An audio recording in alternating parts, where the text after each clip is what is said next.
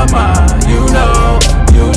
Ask me what I'm doing, just grinding. Haters wanna hate, let them hate, never mind them. Be more bins, tryna reach the next plateau. And I can't stop till I achieve my goals. Keep a couple feet inside the photos. So official with the vibe, you can kick up my zone. Hold on for a minute, let me count mine. You know.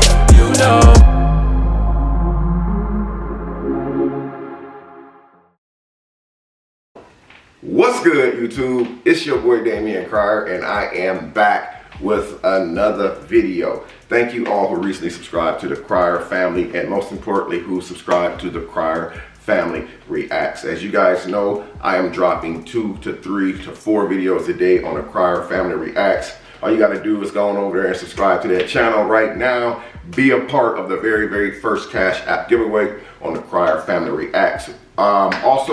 Once we do hit 50K over there, guys, we will be doing our very first Cash App giveaway. Even if you don't subscribe to the channel for the Cash App giveaway, subscribe to the channel because you love reaction videos. Now, as you guys know, when you get a notification from my reaction channel, please know that that's exactly what it's going to be. It's just a reaction channel. There's no pranks over there. There's no vlogs over there. There's no cooking videos over there. It's all just reaction videos, and 90% of the time I do take video requests.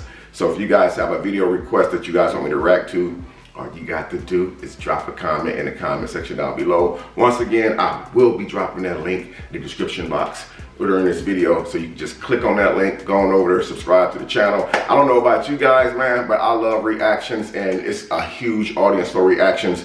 A lot of people love reactions, so that's what we're gonna be doing over there on that channel. So I just wanted to put that out there. Also, if you have a video idea that you want me to react to, you can hit me up on IG. My IG is Damian Cryer Sr., all lower casings, or you can email me at black_DAC2@yahoo.com. Once again, that's black_DAC2@yahoo.com. Send me a message over there. I do respond in the DMs. I also do respond back to the emails. So today, guys, I am going to do a cooking video for you guys. So I recently went out and bought an Angus chuck roast, like a pot roast type deal. Someone asked me, and this is a video request video that I'm doing right now. Someone asked me to do a pot roast video, how to do a pot roast from beginning to end. So I went out, the pot roast that I bought, it's a pretty hefty size pot roast just for me, but I know I can eat off of it for a couple of days, and I'm sure that it won't go to waste. But I ended up going to HEB. I found a nice size pot roast. I think it's like a couple of pounds maybe. And as you guys know, pot roast, they do shrink up a little bit as you're cooking them, so it won't be as much as it started off. Let me use something for example. You ever like cook something that was kind of big, like a hamburger patty? You mash a whole hamburger patty together. You get that sucker all matted up, seasoned up, onions and all that stuff, put in the garlic. And then when you cooking it, it kind of shrivels up a little bit. So that's the same thing with the pot roast. So instead of me putting this pot roast in the crock pot like I usually do, I put it in the oven. I also have my oven right now set to 370. So what I did was I went ahead, I cut up all these vegetables right here. I went out and bought a trio of bell peppers, different color bell peppers. I bought the banana color bell pepper, the orange color bell pepper, and the red apple color bell pepper, and I cut up one onion into a whole bunch of sectors. And so we're going to be putting this on top of the pot roast. So what I usually do, now everybody has their own different technique of how they cook pot roast. I have my own technique of how I cook pot roast. Some people prefer it in the oven. Some people will actually fry it first, the front and back side. That way it makes its own gravy. Then they put it in the oven, or some people put it in the crock pot and let it just cook all evening. But me, I'm going to be putting this in the oven, and this pot roast right here should take no more than a couple of hours. This is the Angus chuck roast, which is really tender. You can literally pick it up right now as it's raw, and it will actually fall apart. So that's what I'm going to be putting on top of it to garnish the pot roast. All those good smells while it's cooking in the oven. Here is the pot roast. I don't want to dip it because I do have the broth in there already. That's what the pot roast looks like before it goes into the oven. You guys can see that pretty good. And I'm going to be using onion powder seasoning. Even though I have onions already cut up that I'm going to be using to garnish the pot roast, I'm going to be using onion powder seasoning. We're going to be using a little bit of that. So we're gonna go ahead and douse that down with the onion powder seasoning. Now, you don't want to use a whole lot of seasoning because putting food in the oven is a whole lot different than putting it on the grill. You guys might have seen a video a couple of days ago where I did a video grilling lamb chops. You can over season it a little bit because you're going to be losing 50% of your seasoning as you're flipping the meat over on the grill. As opposed to putting it in the oven, the meat just sits. It's just going to sit there and cook. So you don't have to add a whole lot of seasonings to the meat that you put in the oven. Next thing is I have black pepper. This is just regular black pepper. I'm going to be dousing that with a little bit of black pepper. Just like that. Then we have this Tony seasoning, which I love to use on almost everything that I cook now. I'm going to be using a little bit of this. I'm not going to use a whole lot of Tony's because this stuff has a little kick to it. I didn't realize just how much kick that this Tony seasoning had to it. Then we're going to use some of the Slap Your Mama. I just started using this yesterday in the video, so I kind of like the flavor of this. So we're going to use a little bit of this, but we're not going to use a whole lot of it, guys. Just enough to, you know, coat the top a little bit. And now, most importantly, since I got 4 seasonings on there already, I don't want to put too much table salt on there. So I have some regular plain salt, just to put on top of it. And that's it, pretty much. And that's what it looks like. It's nice and seasoned up. Now I'm gonna go ahead and add the vegetables to the top of it. Not the vegetables, I meant the coloring, like all the peppers and stuff. The stuff that makes your house smell like grandma's house. Y'all know that smell in grandma's house when y'all walk in her house. Y'all know that she's cooking something bomb. So we're just gonna take these little onions and stuff, put it all around the pot roast. The juices from the peppers and stuff is gonna cook into the pot roast. That's what I love the most about it. Doing it like this. Again, I already got the broth in there. I actually use beef broth to put in the bottom of my pan. So when I seal it up with aluminum foil, the steam from the oven is actually gonna cook the meat. So again, it won't take maybe like a couple hours to actually cook the whole thing. Dump that on in there. I'll show you guys what this looks like. The meat is almost completely covered up where you can't even see the meat. So that's it, guys, right there. All I'm gonna do now is just put the aluminum foil over it. I'm gonna probably double foil the top of it so it's really tightly sealed. The whole key to this right here, to have a juicy Angus pot roast, is to make sure that it's sealed up tight. That way none of the steam can escape out of the pan while you're cooking. What happens is when that steam starts to escape out of the pan while you're cooking, your water and your broth is going to start to evaporate, which makes your meat kind of dry. So I'm going to go ahead and seal it up tight. Again, the oven is already preheated. So we're using regular Reynolds wrap aluminum foil, picked up at Dollar Tree. Go ahead and seal this bad boy up. Again, I'm going to double wrap this, guy. So I got one sheet on there. I'm going to put another sheet on there.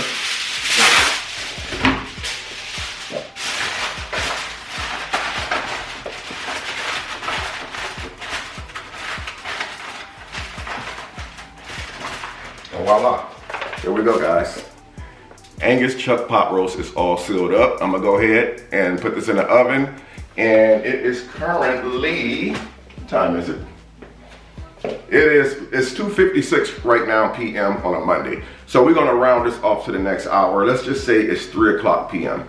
So we're gonna put this in the oven now and we're gonna come back and check this 5 o'clock. Okay guys, so I put the pot roast in the Angus chuck pot roast in the oven. It was like 2:56 p.m. but we rounded it off to the nearest hour, which was 3 o'clock. So it is now 4:44, and I said I was gonna check the pot roast after about 2 hours. So before I actually open the oven up, pull the pot roast out and see where we're at with the pot roast, I went ahead and cut up some regular Idaho potatoes. And what I did was, I'm just gonna show you here. I cut the potatoes up in like chunks because once the pot roast gets close to me, now you don't want to put your potatoes in the oven at the same time you put the pot roast in the oven. We all know that potatoes do not take that long to cook. You can actually put a potato in the microwave for like 5 to 8 minutes and make a stuffed mashed potato. So you don't want to put the potato in the oven with the pot roast at the same time that you put the pot roast in. Why? Because these potatoes right here will dissolve, and the time that your pot roast get done 3 or 4 hours down the line, your potatoes are mashed potatoes, and that's pretty messy inside of a pot roast. So you always want to make sure that your potatoes are cut really, really thick. Now the reason why I wanted to let the pot roast cook for the first 2 hours, so that way I can take it out, and guys, you can smell the peppers, the onions, the seasonings, and everything as you're cooking. That aroma starts to fill up the whole kitchen, and then it starts to fill up the rest of the house with that smell. And anybody walks in can smell that something huge is going on in the Cryer family's kitchen. But anyway, I want to make sure that when I pull this pot roast out of the oven, because it's going back in the oven, guys, we're not done yet. We're actually going to put it back in, but I'm going to pull the pot roast out. I'm going to check the pot roast. Most importantly, I'm going to check the tenderness of the pot roast. That's the most important part, is the tenderness. So we're finna grab our oven mitts and check this bad boy out. Don't never open the oven and grab something hot out of the oven without using oven mitts. Now, I was ghetto, and I still am ghetto. I used to get like 2 of the washcloths, or even a couple paper towels, and just tear them off and grab something out the oven. I always got a special treat every time I did that, and that special treat was not good at all. It was bad. So make sure that you got a pair of oven mitts on. I got these from Dollar Tree about a year ago for like $1.20 for both of them. So they're really, really cheap, guys. It's well worth the $1.25 so you don't burn yourself. I'm gonna pull this bad boy out just to see where we're at. Go ahead and snatch the lid off here. I'm gonna bring it over here, guys, so you guys can see it better on the counter. Let me slide this over. Now, I'm sure some of you probably are wondering, at what point do you put the potatoes on the pot roast? I would say if the pot roast is really, really tender, and you can take a fork and poke it through the thickest part of the pot roast, not the thinnest part, guys. Don't test the thin part, because the thin part is always going to be done before the thick part. That's the same as putting meat on the grill. People think because that slab of ribs, the small end of the slab of ribs is completely done on the grill, they think that the large end is done on the grill. That's not true, because they're not cooking at the same temperature because of the thickness. So you always want to stick the fork or the knife in to check the tenderness at the thickest part of the meat. Now back to what I was saying. Some would ask, why would you put the potatoes in once the pot roast is almost done? That way the potatoes are cooked just right. You could pretty much say, if the pot roast is thin enough where you can stick something through it without forcing it, you should really just push it right down with ease.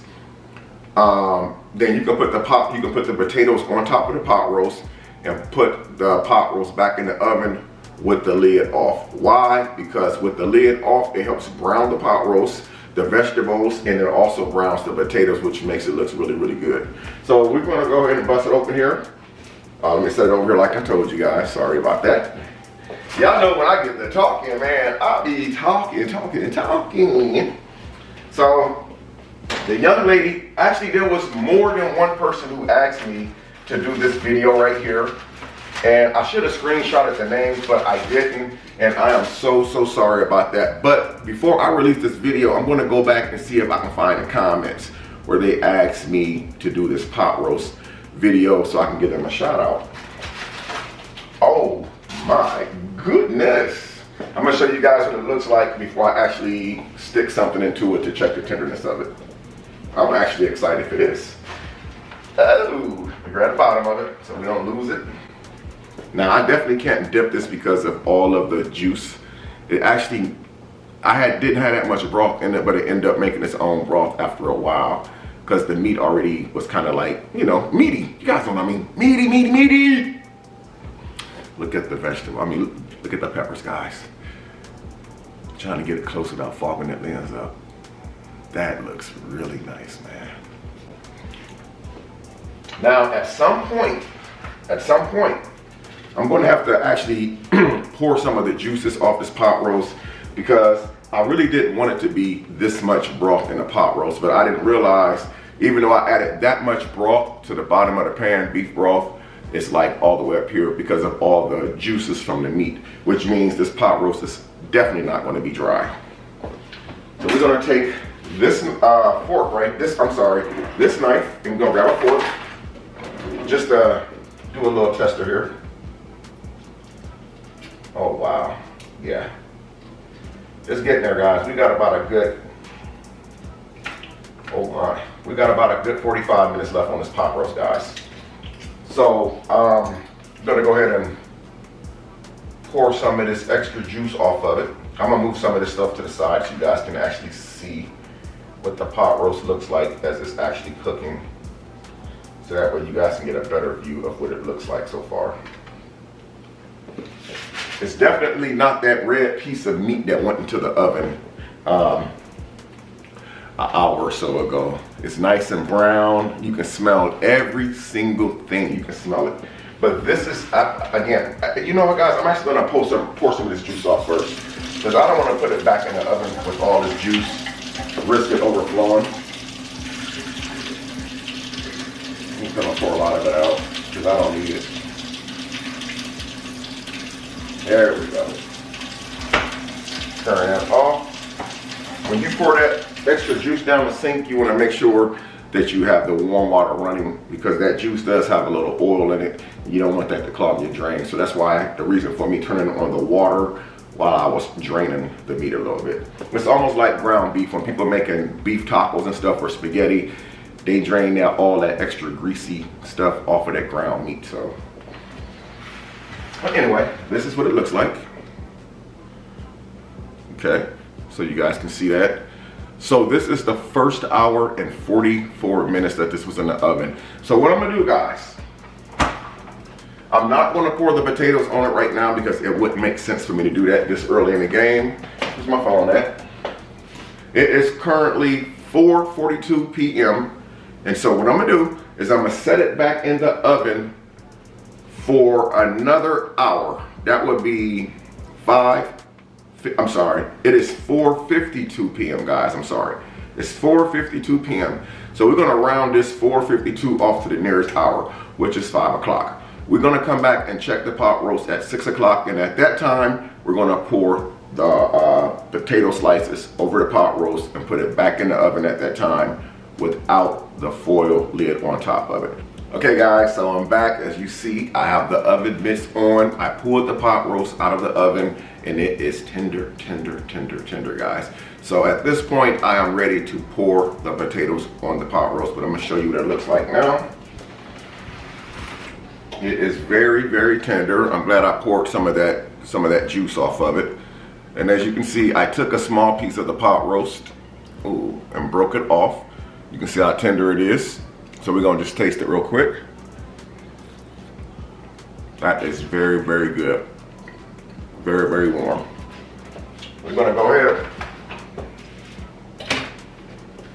and pour our potatoes in there. Remember, dice the potatoes really big. Don't use little small thin pieces of potatoes because it's going to dissolve in the meat. So we're gonna go, and I already rinsed the potatoes off, guys. So everything was already pre-cleaned off. Just gonna pour those in there. And now I'm gonna do one more seasoning on this. But this time I will not be seasoning the meat. I will be seasoning the potatoes only. And we're gonna only use regular regular salt and black pepper to actually season the potatoes. And we will not be putting the foil over the dish this time, because what we want to do, we want to go ahead and let that pot roast go ahead and brown without the lid over it, and it's not going to brown with the lid, with the aluminum foil over it. If you keep the aluminum foil over it, it's not going to give it that brown look, and I want the potatoes to have that brown look as well. So I'm going to keep the lid off this time, and all I'm going to do, I'm going to take a little bit of my white salt, regular white salt. All I'm seasoning is just the potatoes. That's it. We're going to use the black pepper, season the potatoes. I'm not going to use all those other seasonings that I used earlier because the meat is already seasoned. I love a lot of black pepper, guys.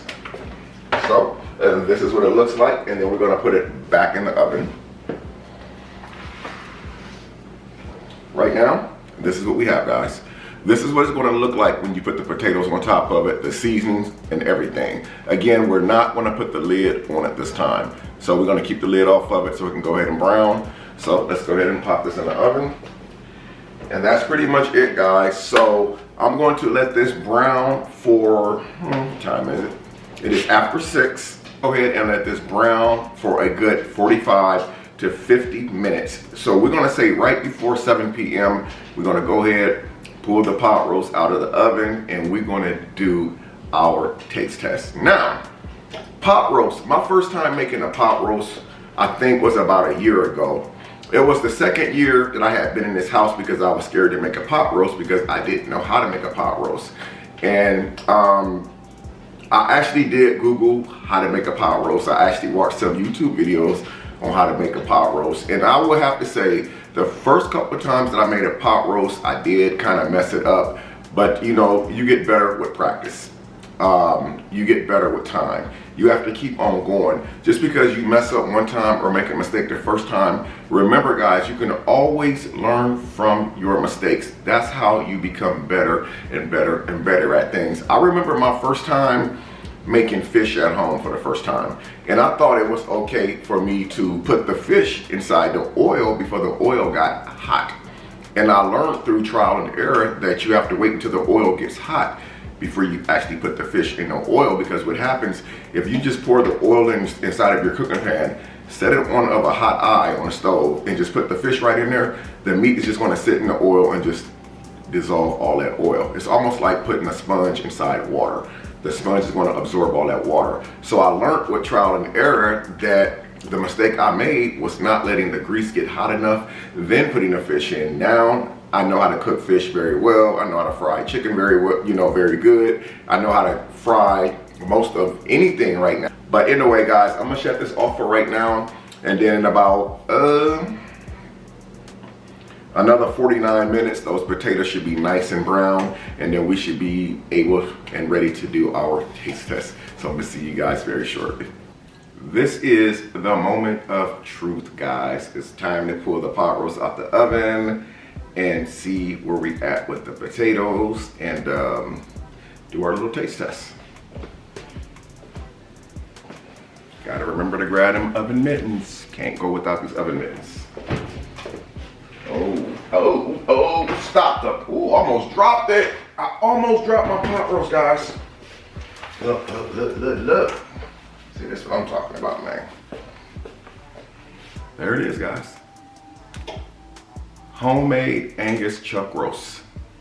But oh, I forgot the carrots, guys. As I was prepping this and doing everything, I realized I said something is missing. It's the carrots, but it's okay. We finna go cut a piece of this, man, and do our little taste test for you guys.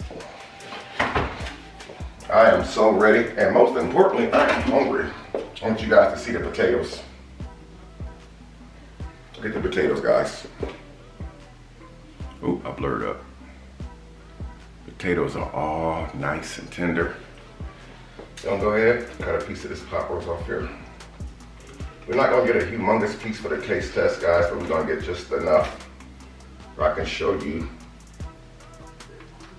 when I dip my fork in this bad boy, just how good it's gonna be. You guys hear some noise, that's my oven making that little noise in the background. But it's been on for a while. I have to turn it off. So we're not gonna do a huge taste test, we're just gonna do enough for you guys. Slap this back in the oven for now until I cover it up.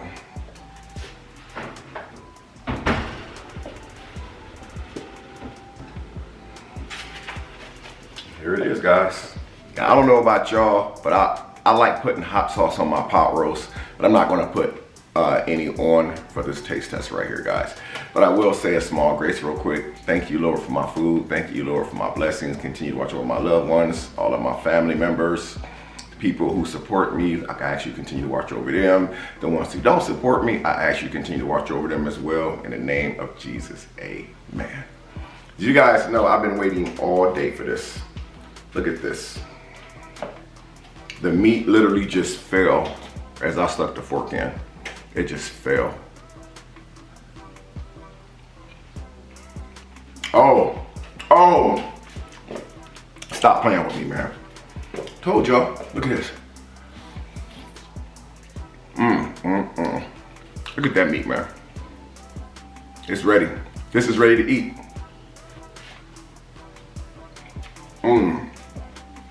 Frying with potatoes. I thought about something. I should have actually left the skin on some of the potatoes. They say that that's healthy for you, eating the potatoes with the skin on it. I think next time I may try that on my next dish. Potatoes, see the seasoning on it, the black pepper and stuff.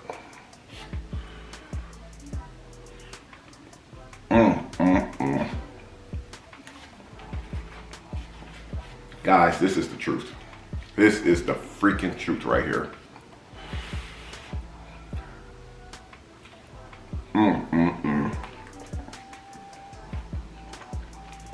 Now it's time for me to end this video off so I can make me a full plate and enjoy the rest of the evening.